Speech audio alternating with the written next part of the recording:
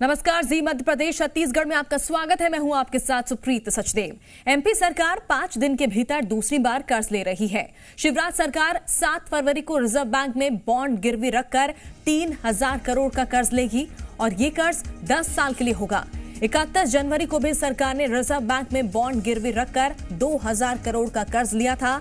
साल 2022 और 23 में सरकार अब तक 14000 करोड़ का कर्ज ले चुकी है, जबकि 2022 में एमपी सरकार को 57,000 करोड़ का वित्तीय घाटा हुआ था।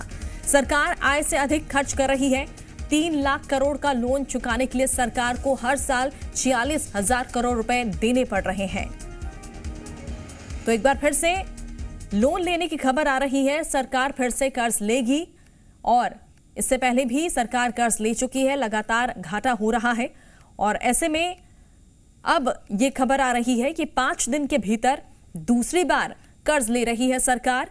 7 फरवरी को रिजर्व बैंक में बॉन्ड गिरवी रखकर 3000 करोड़ का कर्ज लेगी सरकार। तो ये कर्ज 10 साल के लिए होगा। 31 जनवरी को भी सरकार ने रिजर्व बैंक में बॉन्ड गिरवी रखकर 2000 करोड़ का कर्ज लिया था और अब एक बार फिर से आने वाले दिनों में 3000 करोड़ का कर्ज सरकार लेने जा रही है। साल 2022-23 की बात करें तो सरकार को 14,000 करोड़ का कर्ज सरकार ले चुकी है, जबकि 2022 में एमपी सरकार को 57,000 करोड़ का वित्तीय घाटा हुआ था।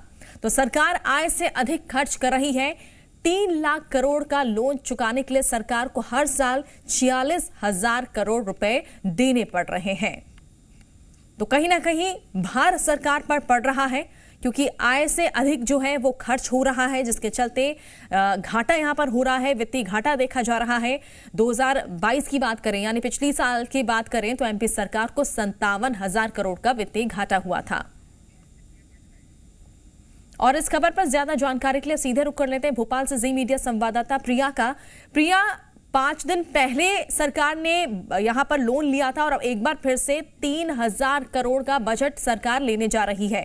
कितना यहां पर सरकार को बोझ बढ़ सकता है? देखिए, बिल्कुल लगातार 5 दिन में ये दूसरी बार है कि सरकार एक बार फिर से कर्ज लेने जा रही है। 31 जनवरी को पहले सरकार ने कर्ज लिया था सुप्रीत, वो लगभग 2000 करोड़ रुपए का था और अब एक बार फिर से सरकार जो है वो लगभग 3000 करोड़ का कर्ज लेने जा रही है और इसके लिए बॉन्ड भरा जाएगा। 7 फरवरी को ये कर्ज जो है आरबीआई से सरकार लेने वाली है और लगातार सरकार ये दावे कर रही है कि क्योंकि प्रदेश में विकास के कार्य हो रहे हैं, विकास से संबंधित योजनाएं चलाई जा रही हैं, जनता को ज्यादा से ज्यादा लाभ देने की कोशिश की जा रही है, इसलिए सरकार कर्ज ले रही है। अगर 2022 से 23 की बात करें तो हमारे साथ कांग्रेस के एमएलए कुणाल चौधरी जुड़ चुके हैं। कुणाल चौधरी जी, सरकार ने ये एक और फिर से लोन लेने का जो यहाँ पर डिसीजन लिया है, इसको आप किस तरह से देखते हैं? मध्य प्रदेश सरकार कर्ज लूट कर मध्य प्रदेश सरकार चल रही है कि किस तरीके से मध्य प्रदेश को कर्ज में कर दिया है। जो 2003 के अंदर 20,000 करोड़ का कर्जा था, उससे बढ़ा के 4 लाख करोड़ से ज्यादा का कर्जा मध्य प्रदेश सरकार ने कर दिया। और हम दूसरी स्टेटों से जब राज्यों में जाके देखते हैं तो आपका ना तो यह आईटी हब बना हुआ है, ना रोजगार का हब बना हुआ है। सिर्फ भ्रष्टाचार का आलम इस मध्य प्रदेश में एक पोषण में नंबर 1 हो, कानून व्यवस्था सबसे खराब मध्य प्रदेश के अंदर है, बेटियों में बलात्कार में नंबर 1 के ऊपर हो, बेरोजगारी में नंबर 1 पे हो, की हत्या में के अंदर नंबर 1 पे हो। किस पायदान पे आपको का शासन दिखता है या किस परिस्थितियों के अंदर दिखता है? कर्ज लिया जा रहा है तो किस बात के लिए लिया जा रहा है? अभी बड़े बड़े मैंने कई सवाल पूछे तो पिछले अभी सवाल में जवाब दिया था कि 3000 करोड़ रुपए तो जितनी कंपनियों को ऐसे दे दिए जिनसे 1 रुपए की बिजली नहीं गिरी 1 यूनिट, और 3000 करोड़ जब पिछले 1-2 साल का निकाला तो लगभग 19,000 करोड़ रुपए बिगर बिजली खरीद कंपनियों को देने का काम सरकार ने कर दिया। कर क्या रही है सरकार की? क्या इन कर्ज लेके किन चीजों के अंदर फोकस कर रही है?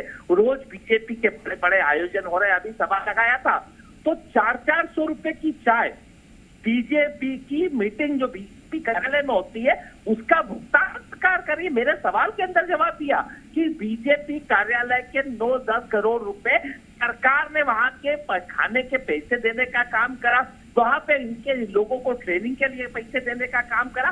तो क्या भी कार्यालय बनाने के लिए बड़े बड़े भव्य कार्यालय बना रहे हैं।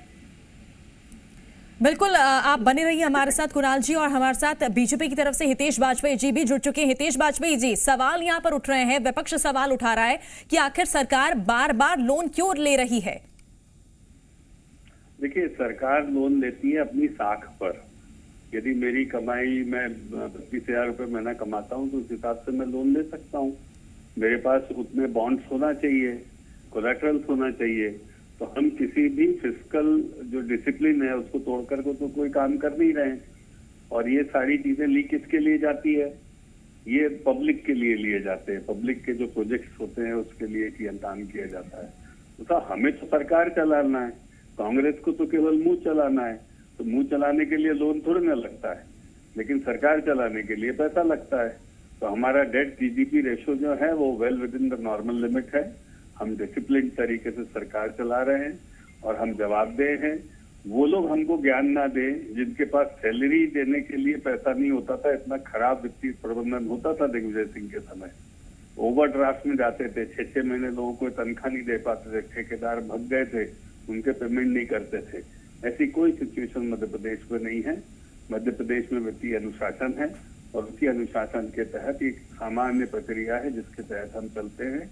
और आपके लिए बिजली, सड़क, पानी सबकी व्यवस्थाएं होती है, लोन रिपेमेंट की भी व्यवस्था होती है। तो बेहद अनुशासित तरीके से सरकार चल रही है। हितेश वाजपेयी जी, लेकिन 5 दिन पहले देखिए 31 जनवरी को 2000 करोड़ का लोन सरकार ने लिया। अब 5 दिन बाद फिर से लोन लेने की नौबत आ गई है। कहीं ना कहीं सरकार पर बोझ पड़ रहा होगा। देखिए, सरकार अपना आउटले बढ़ाती है। जब हमको जो खर्च करना है डिफरेंट स्कीम्स में, 8 मार्च को सरकार बजट लेकर आने वाली है, तो स्वाभाविक है कि उसके लिए वित्तीय प्रबंधन करना होता है। तो ये सारा प्रबंधन बांध, पुलिया, पुल, सड़कें, इन सब के लिए किया जाता है। तो स्वाभाविक है कि हमको अपना जो लोन है, रिसीट है, वो बढ़ानी पड़ेंगी। और उसको यदि वित्तीय सीमा में बढ़ाया जाता है तो ये तो बेहतरी के लिए है, इसमें नुकसान क्या है? तो मैं नहीं समझता कि वित्तीय अनुशासन के तहत लिया गया लोन या कर्ज किसी भी प्रकार से आलोचना के योग्य है। चलिए, बहुत बहुत शुक्रिया हितेश वाजपेयी जी और कुणाल चौधरी जी हमारे साथ जुड़ने के लिए, अपनी प्रतिक्रिया इस बारे में देने के लिए। हमारी सहयोगी लगातार प्रिया बनी हुई है भोपाल से। प्रिया, आपने यहाँ पर सुना होगा, चाहे बीजेपी की प्रतिक्रिया सुनी होगी और कांग्रेस की भी यहाँ पर बात सुनी होगी, और ऐसे में देखिए किस तरह से कांग्रेस जो है आक्रामक बनी हुई है।